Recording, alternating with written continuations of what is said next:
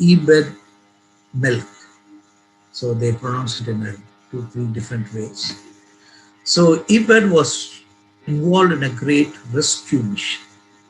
So how do we understand rescue mission? If a person is in danger, going and helping him is known as the rescue. So who is this man? So Jeremiah was a bold prophet. He was very straightforward, and he told bluntly that the nation of Israel will be defeated by Babylonians. So the time has come for God's judgment. So the nation of Israel, the descendants of David, the chosen city of Jerusalem, did not live up to God's standards. Now God has no other option to punish the nation of Israel. So Jeremiah said, Babylonians are coming. So you will be defeated. You will be taken into exile. So this was not a pleasing prophecy. So what happened? Some of the officials, they branded Jeremiah as anti-national. He is speaking against the nation. It is a God-chosen nation. And there were false prophets who were saying, don't worry, God will save this city because temple is here, the Ark of Covenant is here, the 10 commandments that Moses had is inside the covenant, Ark of Covenant. So God has chosen the city. God has said David will be the eternal king. His descendants will be the continuous king. So this nation is not in danger. But God punishes any nation, including the nation of Israel, if they don't live up to the revealed standards. So Jeremiah was branded as anti-national. So then they gave another allegation. Because of Jeremiah's bold words, the army has lost the courage. So the people who were supposed to fight the Babylons were afraid. They were demoralized. They said, how can we win the war? If God is not on our side, if God is not going to help us, how can we fight? So their hands became weak. Their mental toughness got defeated. So Jeremiah is doing disservice to the nation. So what we have to do? We have to condemn Jeremiah. We have to put him to death or put him in jail. So that is the context in which we are going to study about Ebed. So Ebed Melech was a man of great faith. So 6 things we are going to study about him. So he came to serve the Jewish nation. He was from African. He was from Africa. He is also a eunuch. And why did he come to Jerusalem? Maybe he came to seek the true God. We don't know. Or did he come as a refugee or a slave? We don't know. So, like educated, capable eunuchs come into service of the king. So that is how he came to serve the king. Or he could have been captured in some war, or kidnapped or sold as slave like Joseph. We don't know how he ended up in Jerusalem.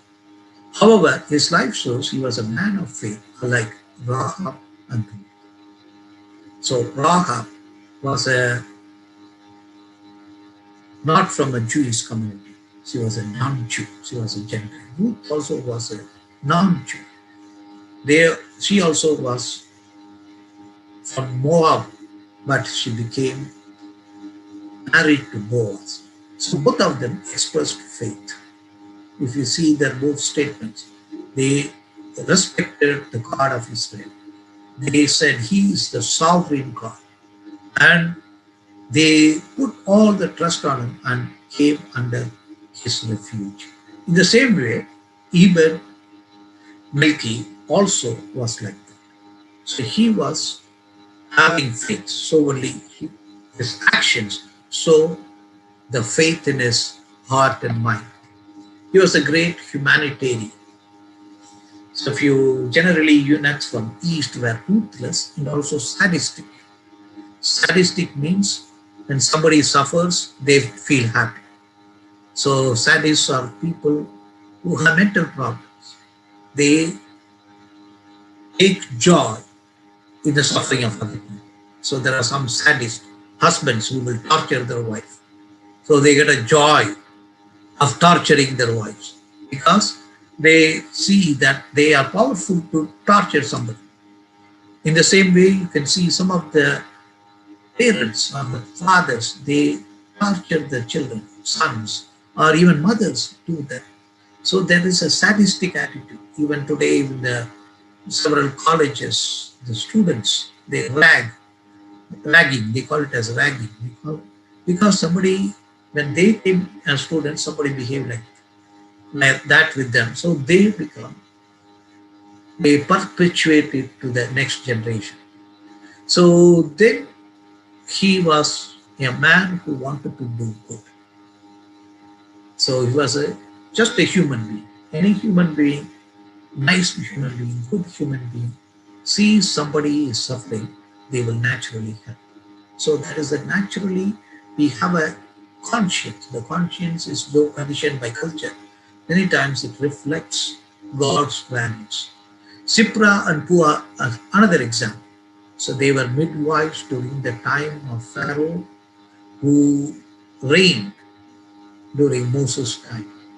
So Pharaoh had given a commandment that all the male children should be killed because he did not want the slave Hebrews to join the enemy army and defeat Egyptians. But Sipra and Pua, they did not carry out the command of Pharaoh. They saved the children. So he was a great humanitarian, like Sipra and Pua and others, who were not willing to do what the king said, but do what is just, what is right. Then the next thing is, he made a great intercession. So it is said that Ebed went to the king who was sitting at the gate. So when the king is sitting at the gate, he is giving judgment. He's dispensing, he's holding the court. If he's holding the court, there would be always ministers around him. There will be people asking for petition. So Ebed went right there. So why did he go there? He did not have bother. First of all, this kind of things, atrocities happen every day. Why should I be bothered? Why should he be bothered? But he was bothered. He could have ignored because he was not any way affected by it. So he could have ignored because he was not a relative. He was because the victim is a Jew. Why should he be concerned? He is African, but he was concerned. So he wanted to become voice of the voiceless. So prophetic voice means being voice of the voiceless. In another term, the Bible uses spoke on behalf of those who cannot speak for themselves. Speaking on behalf of people who cannot speak for themselves. They are timid or they are uneducated. They could not defend themselves. They are powerful and mighty or oppressing them. So who will speak on behalf of them? So they are great people. The prophets of God are those people who speak on behalf of them, those who cannot speak for themselves. Here, Jeremiah cannot speak for himself because he is already put in the dungeon. So there was no person to represent him. There was other Jewish believers who were not sympathetic to him. Maybe they knew, but they were not willing to talk. Here was an African man. So he went to the king. Then he was sitting on the throne. When he was dispensing justice, and all the other people, ministers were there. He went there and boldly spoke. The important thing is the people who were responsible to put Jeremiah in the prison or the dungeon were also there. That means Ebed was not afraid. He was bold. He knew that they will be there.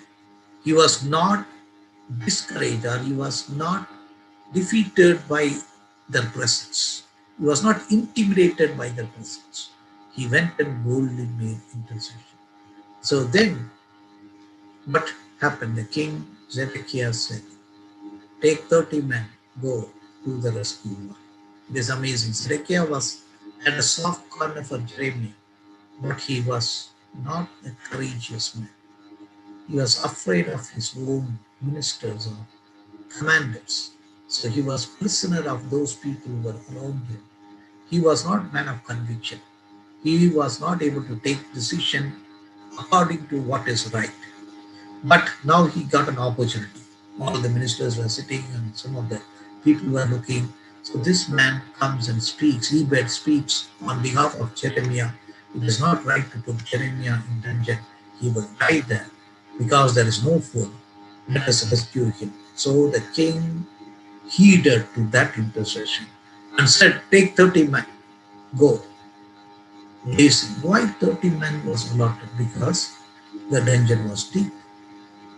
It was not easy to rescue with himself. Ebed would not have done that job.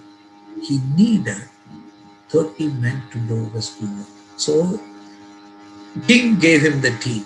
So he worked as a team. So when you work as a team, you have to do a lot of coordination. You have to do a lot of planning. So it is all synergy, collective work. If you don't work together, you will not be a success. Even though he was an African, he was able to take 30 people, mostly Hebrew people, and direct them and do a team performance. And that was a rescue. So if you see the rescue, how he did it, he took the 30 men and he went to the man who was in charge of the wardrobe. That means he went to the king's storehouse. In the storehouse, they will have a lot of clothes, some old clothes he collected, and he collected ropes. So why he needed ropes? Ropes is to drop the rope and bring up the Jeremiah. Why did he need the clothes? So if you read Jeremiah 38:12, then Ebed Melech, the Ethiopian, said to Jeremiah, put the rags and clothes between your armpits and the ropes. So it is interesting. So he not only wanted to help Jeremiah, he wanted Jeremiah to be comfortable. So he did not do a haphazard work. He did a diligent work. Yes, Jeremiah should be saved. That is a priority. He has to be saved quickly. That's also right. But he has to be saved comfortably. So the sensitiveness of Ebed is amazing. So sometimes we help, but not getting involved. We are emotionally distant. But this man was very sensitive. Yes, we are going to help him. That is a great help. Jeremiah would have been grateful even if the clothes were not given. But he wanted that person to be comfortable. So loving your neighbor as yourself. So these are the Christian values today we see missing in our church. Are we sensitive?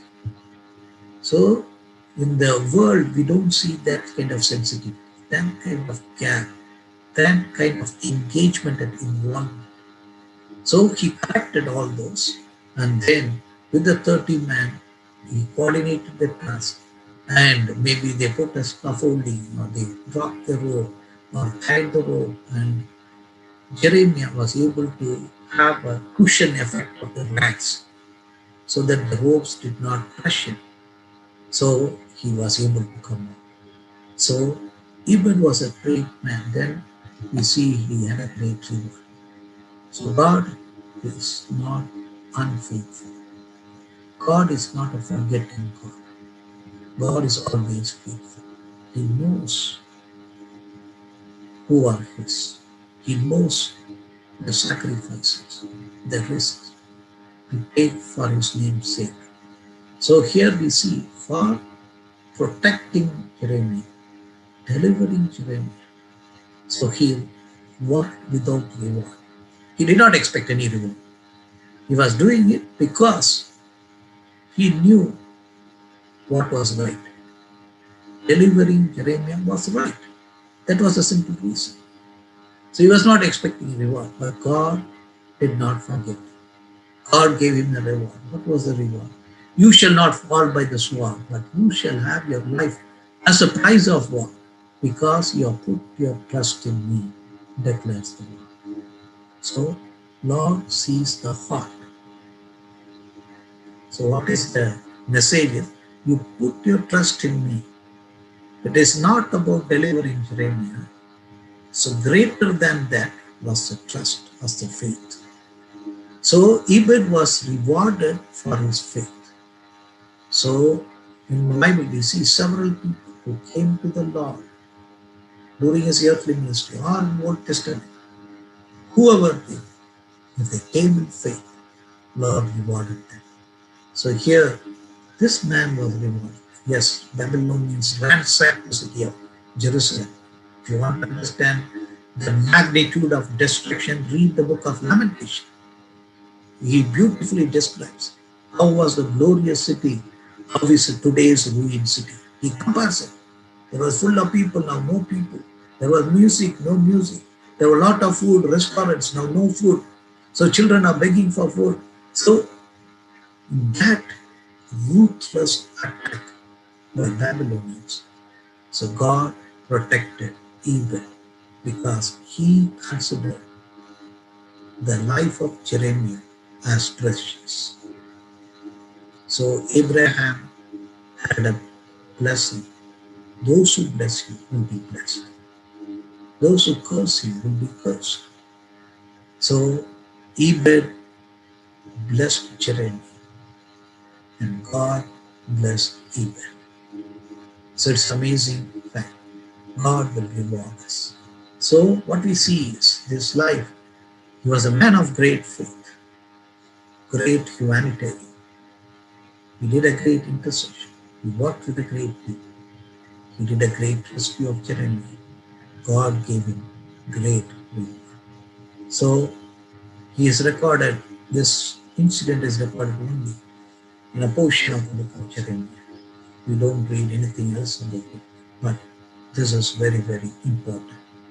So what we learn from Ebed is faith, doing good, interceding for other people, being voice of the voiceless, working with the team, and rescue people with sensitivity, with love and care, and God will reward us.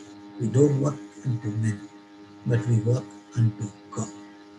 So with this, we would like to close today's lessons.